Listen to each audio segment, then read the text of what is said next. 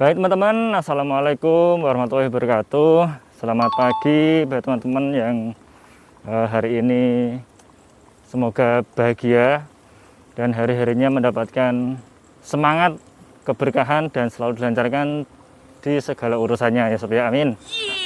Nah, pagi ini saya sudah berjalan ya, sudah jalan di persawahan menuju ke tempat usaha pelaku usaha juga, pelaku usaha UMKM. Nanti kita bisa ulas ya sedikit mengenai profil dan tempat produksinya seperti apa. Ini memang home industry ya sob ya. Di pagi hari ini cukup sejuk banget, mataharinya ada di sebelah kanan saya, dan saya memang senang sih melewati persawahan-persawahan seperti ini daripada jalan raya yang penuh polusi, udara polusi yang harusnya di pagi hari itu menghirup atau mendapatkan udara segar ya. Namun ya tidak apa-apa sih kalau di jalan raya tetap memakai masker ya sob ya. Baik teman-teman, kita lanjutkan saja perjalanan kita menuju tempat usahanya. Cukup jauh, saya estimasi lebih dari 1 jam perjalanan menggunakan sepeda dengan kecepatan 18-20 km per jam. Easy. Itu kalau satu jalan ya sob. Kalau PP pulang pergi pulang itu cukup lumayan ya.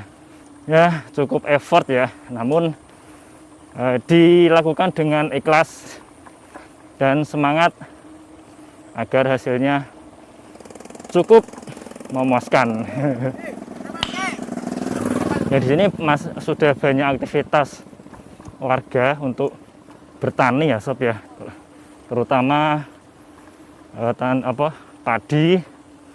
Sambil menikmati perjalanan, jangan lupa berdoa dulu sebelum berangkat. Apapun aktivitasnya akan mendapatkan keberkahan dan manfaat yang baik di segala aktivitas yang positif ya. Alright, kita sambil jalan dan menikmati indahnya pemandangan. Indahnya pemandangan. Aduh, bentar. Jalannya ada yang masih bebatuan ya sob.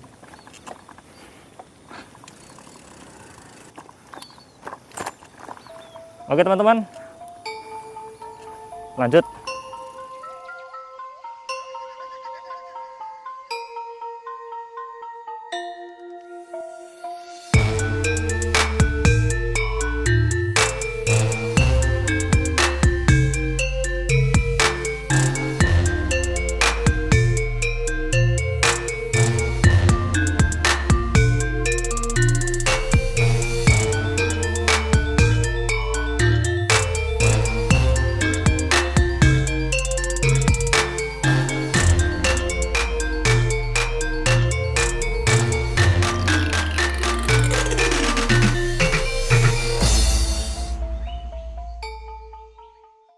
Baik teman-teman, ini saya sudah sampai di desa Bapak pelaku UMKM ya, yaitu di Desa Bungo, Kecamatan Wedung, Kabupaten Demak. Ya, nanti itu ada simpangan ya.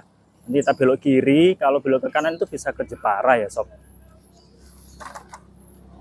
Ya itu kan nanti, ya benar ini. Belok kiri langsung, belok gang lagi dan sampai nanti ya. Kalau ke kanan bisa ke Jepara juga.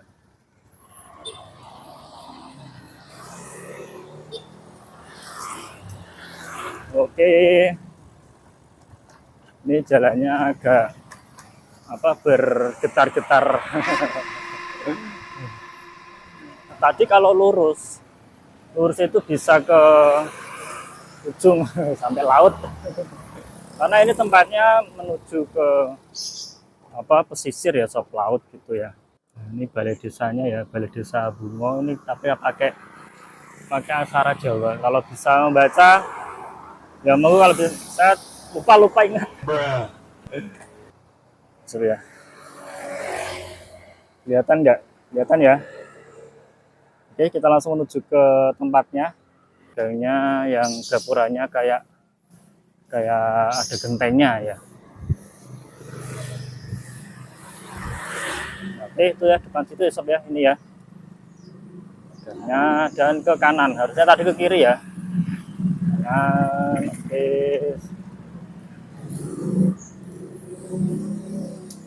Dan sudah sampailah kita.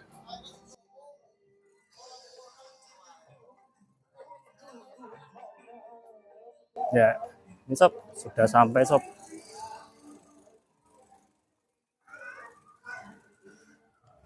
Pak. Ya, so tempat usahanya namanya Mutiara Bunga, dan di depan tempat produksinya nanti kita tanya-tanya dan ulas sekilas tentang usahanya. Alright, yuk. Oke, baik. Saya di sini dan saya sudah berada di kediaman pelaku usahanya sob ya, yaitu dengan nama usahanya Mutiara Bunga, dan di belakang saya sudah ada mesin yang sudah beroperasi yang dioperatori oleh ownernya sendiri. Dan mari kita lihat prosesnya bagaimana ya. Oke. Saya sudah berada sama bapaknya, dengan Bapak siapa? Bapak Arifin. Bapak Arifin. Jadi ini proses apa Pak ini? Ini kebetulan proses bordir kaos ini. Oh ya. Oh, baik, sebelum ke sana mungkin perkenalan dulu, ulasan singkat tentang usahanya jenengan. Oh ya. Ya, ini adalah pusat produksi bordir dan produksi tas, yaitu Mutiara Bunga yang berlokasi di Desa Mbio. Awal mula saya produksi sebelum bordir memang banyak berganti-ganti produk ya. Dulu produk boneka pernah. Oke. Boneka, setelah pasaran agak lesu, kemudian ganti topi karakter. Topi boneka-boneka. Agak lesu lagi baru produksi tas. Karena tas kebutuhan banyak bordir, daripada jauh-jauh bordir ke Kudus, ke Semarang. Kemudian pengadaan bordir sendiri, sehingga sampai saat ini sudah memproduksi bordir untuk menerima pesanan orang lain, juga untuk produksi tas sendiri. Ini karena sama-sama jalan ya. Tas juga jalan, bordir juga jalan, karena saling berkolaborasi. Tasnya kadang kan sering pesanan ada bordirnya ya. Oh gitu ya. Sering ada bordirnya, daripada tas itu dibordirkan di jauh-jauh di Kudus, di Semarang, mending dibordir sendiri, waktunya lebih cepat, lebih hemat biaya. Ya, ini ada yang mati kenapa Pak? Nah, ini mati karena benangnya putus. Oh gitu. Ya. Karena otomatis. Oh iya ya. Oke, bisa dibenahi dulu enggak apa-apa. Ya, ini enaknya bordir komputer itu kalau putus satu semuanya langsung mati. Otomatis ya, berhenti ya. Bisa berhenti karena Jadi nanti jadinya berbarengan berarti apa ya? Iya, karena kerukunan antar sesama. Satunya mati semuanya ikut berhenti. Memang harus telaten bordir itu. Kalau dua warna ya sama ya Pak ya? Sama. Atau satu dulu gitu, satu warna dulu atau langsung otomatis dua ya? Satu dulu. Kalau warna lain nanti tinggal mencet nomornya. Ini ada nomor-nomornya. Mencetnya di area layar. Kalau nomor 2 sana berarti jarum nomor 2.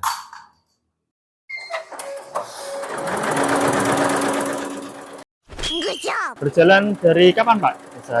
Atau dari awal dulu banget deh? Waktu masih awal-awal merintis? Awal merintis ya. Saya usaha itu mulai dari sekitar 2015. 2015 ya? 2015 itu bikin boneka. Bikin boneka, dulu itu ada boneka kayak gantungan kunci. Yang kecil-kecil itu? Ya, kecil-kecil. Gantungan kunci planel untuk itu? Ya, kain dari limbah pabrik. Oh, limbah pabrik. Limbah pabrik. Itu kebutuhan untuk tas-tas tas anak-anak, kadang kan ada gantungan kuncinya. Nah, itu. Karena itu musiman, sekitar berjalan antara 2 sampai 3 tahun. Agak sepi, saya produksi topi boneka juga, topi anak-anak yang karakter hewan-hewan atau karakter kartun.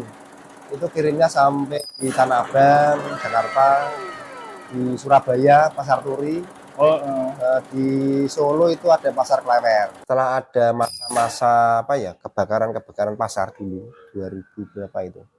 itu pasar Tanah Abang kebakaran. Sehingga bakul saya di sana itu kolab. Berhenti ke sananya, saya masih di Surabaya. Pada tahun itu juga Surabaya pasar turis juga kebakaran. Masih satu pasar Klewer Solo juga kebakaran juga. Satu tahun itu pasar besar kebakaran semua. Kemudian mencoba ke Tanah Malang, pasar besar Malang. Itu juga kebakaran. Walaupun permintaan nggak begitu besar, tapi tetap jalan karena kebakaran juga berhenti. Jadi waktu itu tahun itu berhenti semua. Saya harus mencari ide produksi apa. Saya ketemu teman produktivitas di Kudus. Produktivitas di Kudus itu menawarkan bagaimana kalau kamu buat tas nanti distorkan ke sana. Potongan dari sana juga. Dari sana potongan kita kerjakan di sini. Setelah berjalan sekitar 1 tahun, disuruh berdiri sendiri. Disuruh berdiri sendiri karena kapasitas produksinya sana kan sudah cukup. Kita berdiri sendiri, kemudian menawarkan ke dinas-dinas, terutama dinas UKM koperasi pertama kali itu. Pertama kali saya tawarkan di dinas karena untuk kegiatan pelatihan-pelatihan. Kalau pelatihan-pelatihan kan membutuhkan tas untuk ATK dan lain-lain itu. Pertama kali ya kualitasnya seperti itu kurang bagus karena kita sudah hubungan baik. Dinas UKM koperasi juga dinas industri itu membantu saya pemasarannya, membantu pemasaran, membantu pelatihan-pelatihan sehingga kualitasnya semakin lama semakin meningkat. Sampai sekarang ini masih hubungan baik dengan dinas-dinas di Demak, terutama dinas UKM koperasi, perindustrian, BLK, bahkan dan lain-lain itu rata-rata Demak lewat sini. Mulai dari bahan baku, belanjanya kita bahan baku di Kudus, bahan bakunya. Kemudian dipotong, di karyawan ini belum berangkat.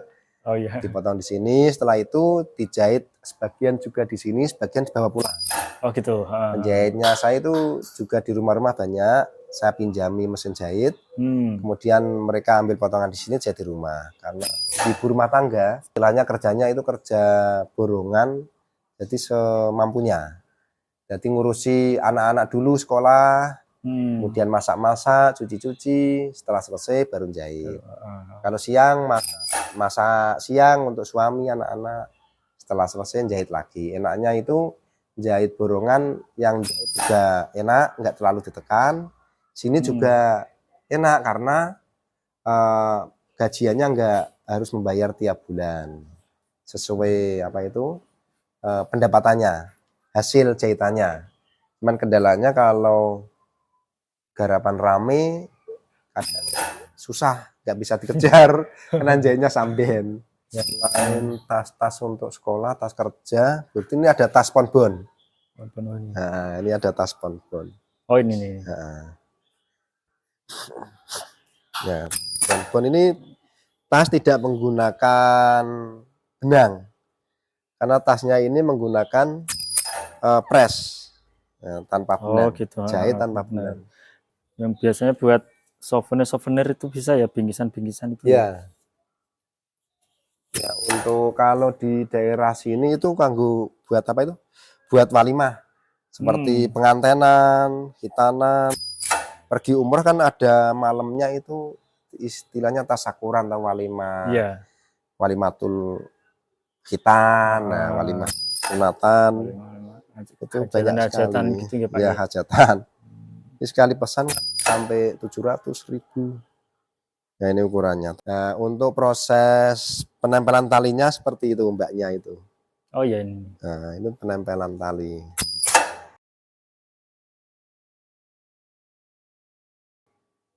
Ini ditekan, nah, kantil. Pakai sistem hidrolik ya, Pak? Ya, ultrasonik. Ya, ultrasonik. Itu memakai pemanas. Nah, kayak gitu. Nah, kalau ini masnya buat apa, Pak? Ini proses pemotongan tas ponbon. Proses pemotongan tas ponbon atau tas walimah, tas puring. Setelah dipotong, kemudian nanti dijahit. Untuk yang panjang kan, yang panjang tadi ya, buat tali.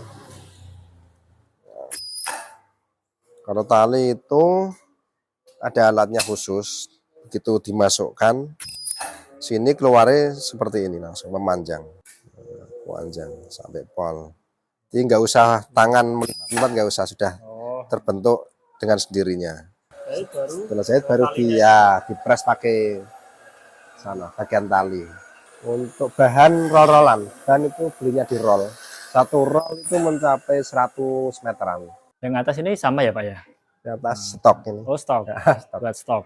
Ya stok ya, ada pesanan, ada stok untuk. Karena kadang yang pesan itu dadaan. Kadang orang beli 1.500 biji kayak gitu. Nah, bahannya sama ya Pak ya? Iya, tergantung ukuran sih. Kalau ukuran kayak normal kayak 25, 35 untuk apa itu makanan mentah-mentah itu 1.000. Kalau untuk besar biasanya kan kalau di desa itu diisi apa ya, kardus. Diisi kardus besar itu ya nyampe 1.500. Lebih ukuran berarti. Ya, lebih besar bahannya. Ya. Ketebalannya juga lebih tebal kalau pas besar itu. Karena kapasitasnya kan lebih berat. Lebih berat. Ini ada hubungannya. Dari tas puring bisa buat tas ponbon ini, bisa buat puring tas sekolah. Tas sekolah, tas kantor itu menggunakan puring seperti ini. Ya, stoknya kebetulan kemarin habis dikirim ke LPK kemarin. Oke, terus apa lagi? Jahit? Jahit ini kebetulan yang jahit belum berangkat. Ini jahit tas-tas apa itu? Tas sekolah. Ya. Yang buatnya ini tas-tas gendong seperti ini. Oh, ransel ya Pak ya? Ya, tas ransel. Ini dari buat dari nol ini Pak? Iya, dari nol. Dari mulai potongan sampai jahit sampai finishing. Ini pesanan toko. Dan selain untuk ini pelatihan juga nyetok di toko-toko juga Pak? Kalau ada yang pesan saja. Oh, tapi sudah ada kayak kerjasama gitu? Ya. Kadang itu kan mereka pesen tas, minta mereknya mereka. Oh, ditempel merek mereka? Ya, tempelkan merek mereka. Nah, ini kayak bahan-bahannya kan seperti ini. Ini namanya apa? Puring potong untuk bungkus dalamnya itu. Oh iya. Kalau pakaian kan diobras, kalau tas ini dibungkus seperti ini. Jadi karyawannya ada berapa nih Pak? Dari itu yang kalau itu di sini jahit 5 orang. Ini 3 untuk tas gendong-gendong.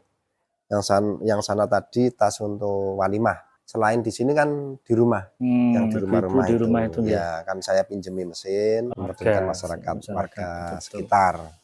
Nah, mereka kadang apa ya? Kalau suami melaut, laut kadang itu kan sepi.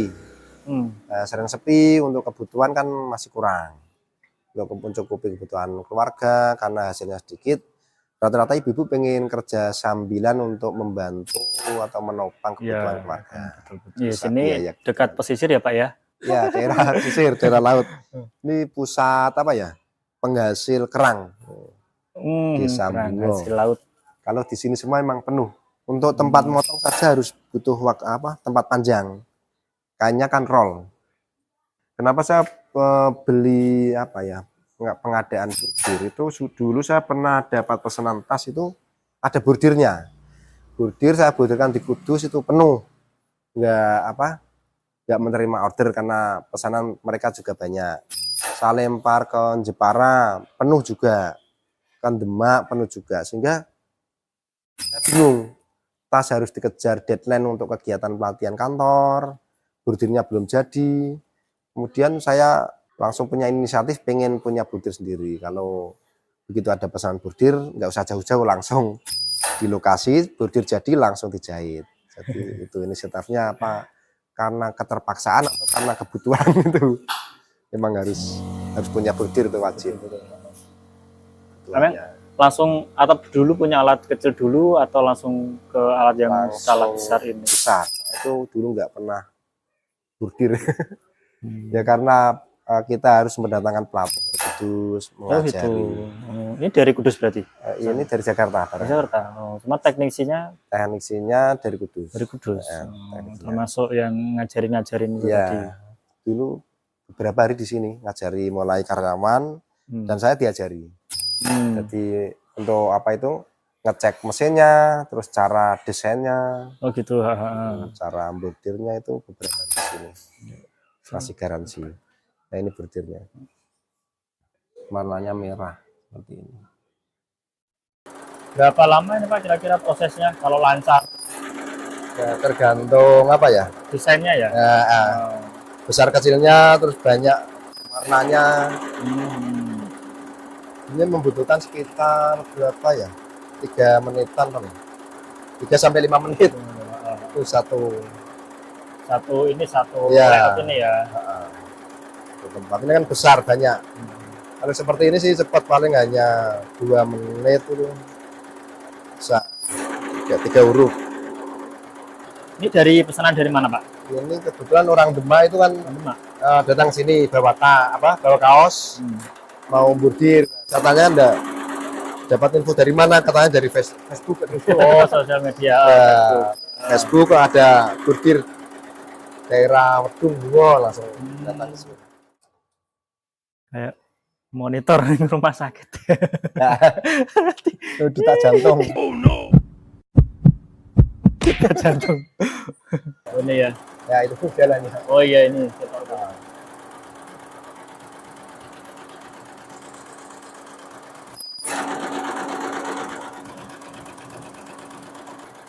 Ini kalau pesanan banyak bisa semalaman ya Pak? Nah, ya, lembur. Cuman kadang riko dengan tetangga. Suaranya kan bener. Tadi malam. Apalagi kalau semua nyala ya Pak? Ya. Kalau siang sih nggak terasa, nggak begitu berisik ya. Kalau malam suasana tenang, sini suara keras. Nah, sob ini sudah selesai sob. Hasilnya mana Pak? Nah ini ya.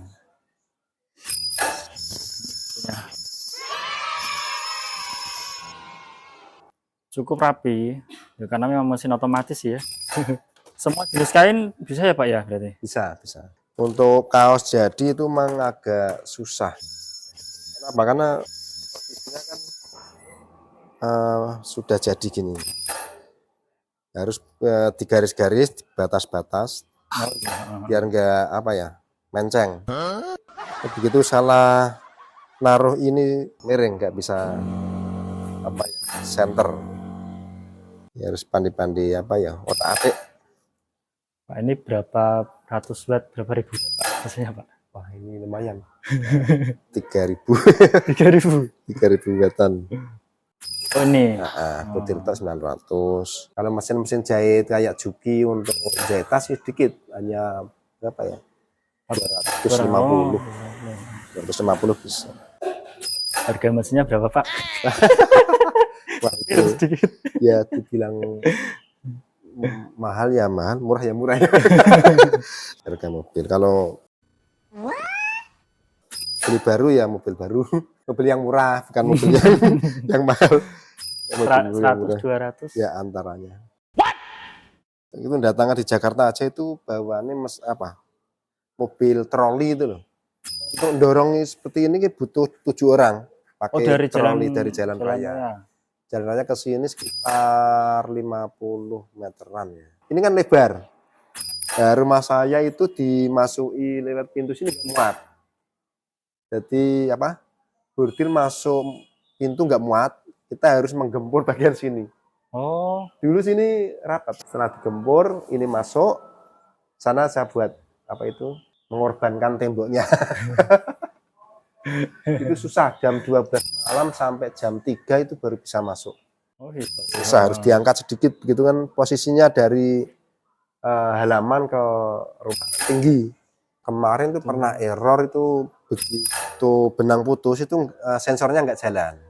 Sensor nggak jalan, itu masih ngontrolnya yang sana itu masih kena benang, sini nggak kena. Gimana ya, iya, mengulang lagi. Kadang mengulang itu ngepas kene itu susah. Sensor nggak jalan, nanti mengulang yang sudah dapat separuh, lah kelanjutannya itu kesininya itu sing agak susah. Kemarin harus mendatangkan teknisi. Ini juga cuma di press gitu ya? Begitu jalan ini sudah kena panas. Ini dulu nggak pernah jahit, ini bagian finishing. Menjahit nggak mau, ternyata setelah nyoba malah ketagihan. Harga roda kayak gini tuh lumayan harganya. Untuk rodanya itu, ini kan untuk bawah, untuk bagian bawahnya sini nanti. Untuk samping sendiri, Jadi membuat ponbon ini butuh 3 seperti ini. Oh, yang buat apa, nempelin 3 ini sepatu ya, Pak, ya. Ah. 2 biji bisa buat beli HP baru. Dia kecil seperti ini. Karena untuk pemanas kan. Oh, ini berat ini Berat ya. emang berat. Ini khusus masa talinya. Kalinya Ini yang untuk jahit samping-samping. Oh. Punya PR beli mesin 2 lagi.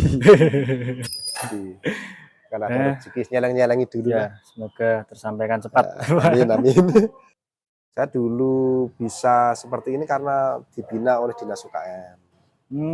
Pelatihan-pelatihan, kalau ada program-program pelatihan seperti apa, desain, pelatihan, manajemen, macam-macam. Dulu aktif sekali sana. Karena sudah fokus di usaha, jadi ya nggak pernah ikut lagi.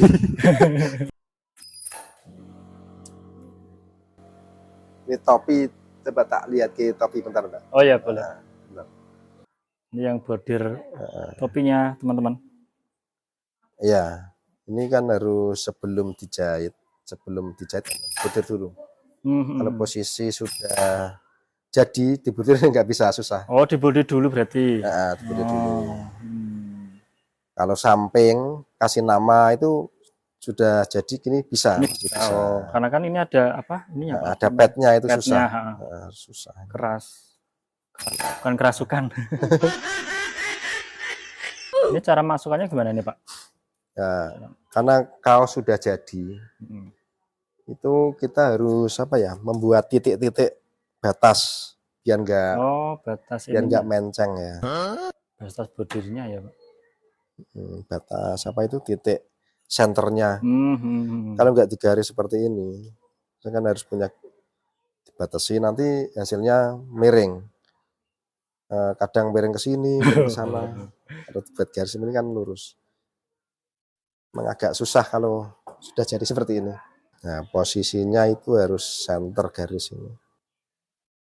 Ini kan harus disetting arah lurus. Nah, P ini kan jalannya ke sana. Ke sana dulu. P ini. Kalau pas dirubah kayak gini, nah kalau dirubah gini ya nanti dari. Oh iya, betul. Ini saya mau nyoba ini jahit tanpa benang. Penasaran mesin ultrasonik? Ya enggak anu. Ada pancaannya. Pancaannya kan kecil hitam itu. Oh ini. Ini loh yang harganya satu motor, apa? Satu handphone. Itu satu handphone. It was at this moment Jackson knew. Ya wah, melayati. Itu enggak anu, buat percobaan. Mesin suwek. Bisa lagi. Malah ambiar. Oh, kudu langsung set. Iki memang kudu feeling kok iki ya. Harus feeling kok. Harus mulai anu. Nah, lumayan lah. Mas mulai lurus. Tapi nek ngene dikomplain tentekan nek pelanggan iki tetep. Nanti nganu ndak kayak der gitu. Ngisi angin. Nek tanganku sing kena piye? Kurang. Sudah. Oh. Wah, jos. Solah. Masuk wes. Ini tas lumayan. Jadi sip. Ya walaupun sederhana tapi butuh pembiasaan. Adaptasi.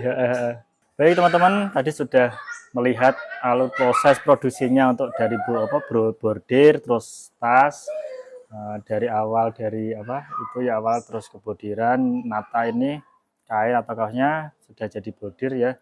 Bapak Arifin punya tips atau saran atau motivasi sebagai inspirasi buat teman-teman pelaku usaha apalagi yang pemula gitu. Ya ini teman-teman ya sedikit berbagi pengalaman saja. Betul, pengalaman. Untuk menjadi pengusaha itu harus punya apa ya, ketelatenan dan kesabaran. Betul. Membuat produksi itu, membuat desain itu enggak harus sekali jadi. Biasanya butuh beberapa kali, itu kan butuh ketelatenan dan kesabaran. Kemudian menawarkan produk ke konsumen juga butuh ketelatenan dan kesabaran. Kadang kita menawarkan satu toko, ditolak. Kalau kita nggak sabar pasti putus asa. Sekali tolak, wah sudah ada yang nyetori, hasilnya kurang bagus. Kita kalau nggak sabar itu pasti langsung mutung. Nah, saya juga ke Jakarta dulu menawarkan topi di Tanah Abang, itu hampir satu pasar itu menolak. Sendiri Pak ke sana? Saya sendiri ke sana. Pertama kali ke Jakarta itu saya menawarkan itu ke Tanah Abang, saya nekat bawa sampel topi karakter satu tas biasa itu beberapa sampel.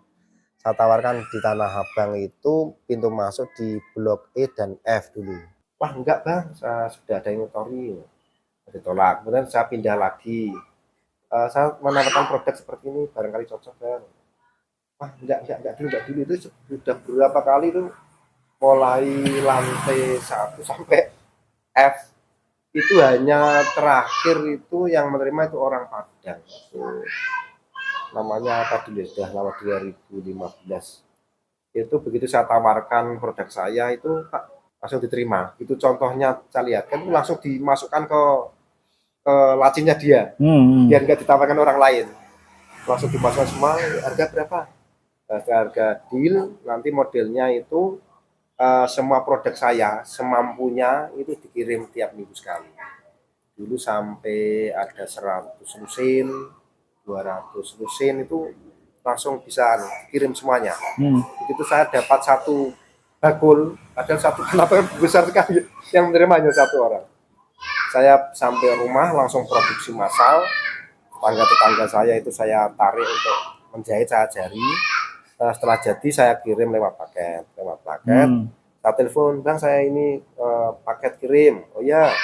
Setelah ditunggu 2 hari paketan nyampe, uang ditransfer. Transfer begitu, besok lagi paket lagi. Transfer itu selama sekitar 3 tahun itu berjalan, saya hanya ketemu orangnya sekali saja waktu di Tanah Abang. Seandainya saya ketemu di jalan pun mungkin nggak kenal. Wajah-wajahnya itu kadang agak lupa. Hanya lewat telepon, sejauh-jauh saya itu naik bis dulu, berangkat malam sampai sana itu subuh, saya harus menunggu. Kemudian menawarkan di Bandung malah gagal. Saya ke Bandung juga menawarkan, terus saya muter sampai Purwokerto saya mubeng terus berhasil. Itu malah saya juga nyampe ke Malang, pasar besar Malang itu dulu, sampai di pasar besar Malang itu malah sudah kemalaman. Kemalaman saya sholat isya di masjid besar Malang di alun-alun itu. Saya kan pengen tidur di situ. Perantauan saya belum sampai merem itu dimarahi penjaganya. Ini bukan tempat tidur mas. Sana yang tempat itu di balai desa, saya kan nggak pernah tidur di hotel gitu ya. Jadi susah payah. Butuh perjuangan. Betul. Itu pesan untuk teman-teman, tetap berjuang walaupun kita gagal 1-2 kali, tetap semangat. Mungkin kita gagal yang ketiga kali, mungkin yang keempat itu yang berhasil. Kita coba yang keempat, gagal, mungkin yang kelima itu berhasil. Nanti masih optimis kalau kita pasti banyak peluang. Kenapa orang lain bisa menjalankan, kenapa kita tidak? Padahal kita sama-sama manusia, sama-sama makan nasi, orang lain bisa, kita bisa. Gitu aja, teman-teman. Ya, baik, terima kasih Pak Arifin atas sharingnya. Semoga menjadi inspirasi untuk teman-teman atau yang nonton. Semoga terus berkembang dan bisa menjadi manfaat jadi ke warga-warga sekitar. Ya. Baik, teman-teman, saya akhiri dulu. Assalamualaikum warahmatullahi wabarakatuh. Waalaikumsalam warahmatullahi wabarakatuh.